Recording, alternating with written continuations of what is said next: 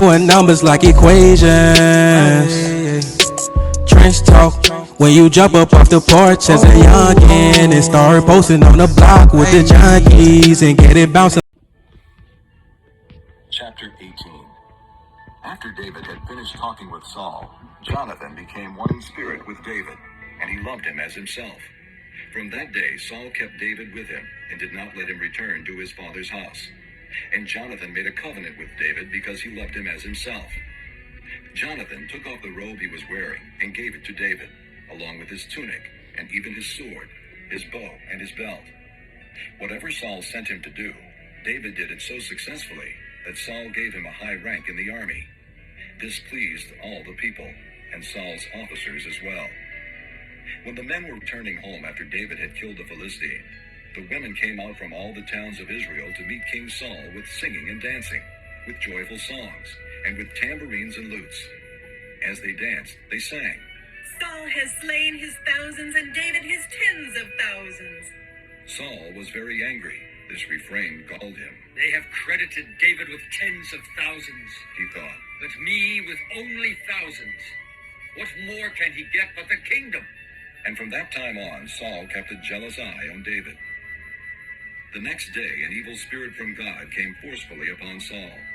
He was prophesying in his house, while David was playing the harp, as he usually did. Saul had a spear in his hand, and he hurled it, saying to himself, I'll pin David to the wall. But David eluded him twice. Saul was afraid of David, because the Lord was with David, but had left Saul. So he sent David away from him, and gave him command over 1,000 men. And David led the troops in their campaigns. In everything he did, he had great success, because the Lord was with him. When Saul saw how successful he was afraid of him. But all Israel and Judah loved David, because he led them in their campaigns. Saul said to David, Here is my older daughter Merab. I will give her to you in marriage. Only serve me bravely and fight the battles of the Lord. For Saul said to himself, I will not raise a hand against him. Let the Philistines do that. But David said to Saul, Who am I, and what is my family or my father's clan in Israel, that I should become the king's son-in-law? So when the time came for Merab, Saul's daughter, to be given to David, she was given in marriage to Adriel of Mahalath. Now Saul's daughter Michal was in love with David, and when they told Saul about it, he was pleased. I will give her to him, He thought, so that she may be a snare to him, and so that the hand of the Philistines may be against him. So Saul said to David. Now you have a second opportunity to become my son-in-law. Then Saul ordered his attendants. Speak to David privately and say, Look, the king is pleased with you, and his attendants all like you. Now become his son-in-law. They repeated these words to David, but David said, Do you think it is a small matter to become the king's son-in-law? I'm only a poor man and little known. When Saul's servants told him what David had said, Saul replied, Say to David, the king wants no other price for the bride than 100 Philistine foreskins to take revenge on his enemies. Saul's plan was to have David fall by the hands of the Philistines. When the attendants told David these things, he was pleased to become the king's son-in-law. So before the allotted time elapsed, David and his men went out and killed 200 Philistines. He brought their foreskins and presented the full number to the king, so that he might become the king's son-in-law. Then Saul gave him his daughter Michal in marriage. When Saul realized that the Lord was with David and that his daughter Michal loved David, Saul became still more afraid of him, and he remained his enemy the rest of his days. The Philistine commanders continued to go out to battle, and as often as they did, David met with more success than the rest of Saul's officers, and his name became well known. What's up, family, man? Peace, and blessings to everybody out there, man. Today, man, I want to talk about it, man. Angel number 222. You know what I mean? And listen, man, listen. Today I got Samuel chapter 18, right? And I was just, you know what I mean, doing my praying and things of that nature. And I was thinking about my life, and I was just thinking about how can I be a better version of myself. And sometimes within trying to find your purpose and trying to figure out what's your next level and what's the next stages to your level. Sometimes, like, this is the thing that I was learning from just reading through the scriptures and understanding what God was trying to give me the message as I opened up the book and I just read through it, and the signs that I've been getting for us, the two when I see the three tools, and I mean evidence the miracles that's going to happen in your life, and then just thinking about all the blessings that God has given me and all the people that's been along on my journey and blessing me. And sometimes in life, right, I went from being a homeless man to having God bless me with a home, you know what I mean? And me being a guy that didn't have a job, was blessed with a job and multiple jobs. God has made sure that I was able to be able to maintain and be able to take care of myself. As I move further, I remember just wanting a wife and wanting a family, and God blessing me with all the things that I prayed for. You know what I mean? I fasted and I prayed and I gave dedication. You know what I mean? Just understanding who I am on this earth, right? You know what I mean? I'm an image, you know what I'm saying? And what I learned is this, right? What I notice about people and myself included is that every time God bless you with something, you move into you get these blessings, but you're not appreciating what God got you through. And that's where I lost myself at. And I started to see, like, sit back and think about it. Like, God has got you from a place of being homeless to having a home, from having no wife to having multiple miserable relationships, to having a great and amazing relationship. And you start to look and reflect and say, dang, God has blessed me with so many blessings, so many great people in my life that appreciate me. And you start to desire things that's not appreciating who you are as a person.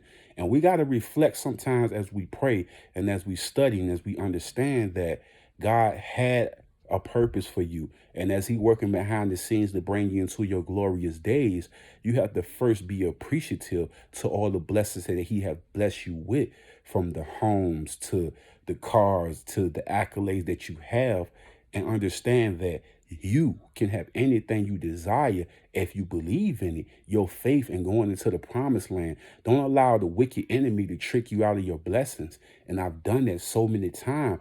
I would sit back as I get blessings and I would question God if I'm going to get the next blessing, instead of enjoying the blessing he already provided for me.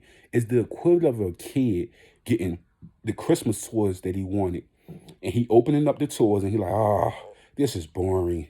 You just waited all this time to get the new Xbox and PlayStation, and you played with your toys for 2 minutes, and now you're bored, and now you're talking about you want this and that.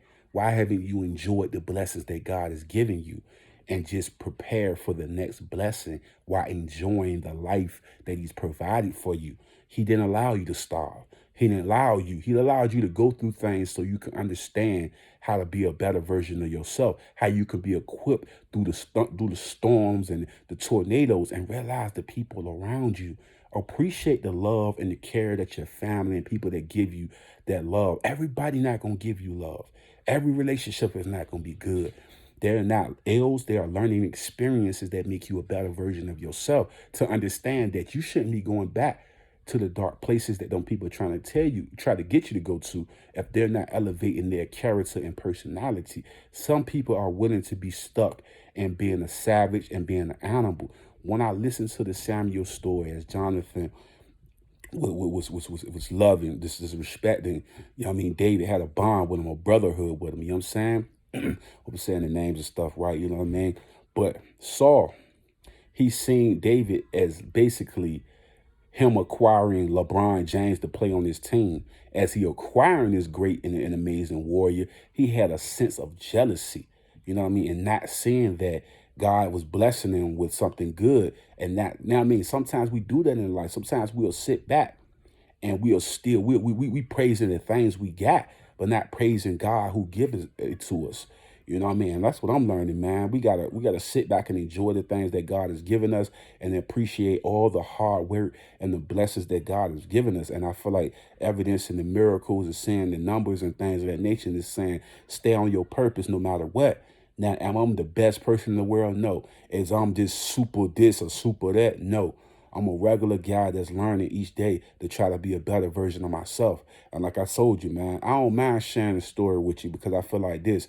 We can learn together. We can build together. We can prosper together because I'm not a jealous or envious person. But my understanding is, how can we be blessed each and every day and we doubt God or doubt the things that He given us and not being appreciative to every small meal, everything that we get, and understanding when we get the big, it's going to be appreciated. Because if we can't appreciate the small, how are we going to appreciate the big? And we get asking for things and we getting it, and we not appreciative to the things that He did bless you with. And that's what I'm learning, man. I'm learning that your family, the family, all the gifts and accolades that you got. I used to not celebrate my birthday. I used to not do this and that. I used to not believe there was a good woman out there for me or had the characteristics I was looking for. I believed that none of these things was possible. And then I went to God and He made things possible that I never thought was possible. The events, the experience, you know what I mean? I remember the first time I went to Vegas and the experience of it all. It felt like a love movie, you know what I mean? Getting married and things of that nature. It's things that I've always desired to happen. But like I told you, I had to go through the crossroads of being in bad relationships and bad scenarios to understand that God has a plan for you. Condition yourself to understand your worth and understand that people should love and appreciate you for you, and understand what your value is as a person. It's nothing wrong with being a good person, a hard worker, and having a vision of what you're trying to be. You have to have a person that see your same vision and that's acquiring you and working with you to be the best version of yourself. And I thank God for all the blessings that He's given me and all the things He got me through, because sometimes I get in that dark place of depression, feeling like I can have more, but not appreciating what I do have. And I think that's the wrongest thing to do, because if you're not appreciating all the things that God got you through and you taking it for granted, what are you doing? You have to go through those lessons and understand that you and this journey that you've been walking on is going to take you to a place where people are going to celebrate you because you understand your true purpose and you understand that God can do anything if you believe in it. Manifesting your dreams and manifesting the things that you desire first come with conditioning yourself in the understanding that anything's possible on this planet, on this earth. They just ain't making $1 million people, $1 billion people out of thin air. They believed in the process of becoming who they were. And when you believe in that, that's when the change comes. It's a conditioning for your mind and your soul to understand that what you have right now is probably something that you ask God for, far as your job, far as your wife, far as your kids, or whatever the case may be. But are you really happy now? Are you taking it for granted? We can't take these things for granted that we ask for, like that kid on Christmas that played with his toys for 2 seconds and say, oh, I'm bored now. No, appreciate the gifts that you've been given, because when you appreciate it, that's when the bigger blessings come in.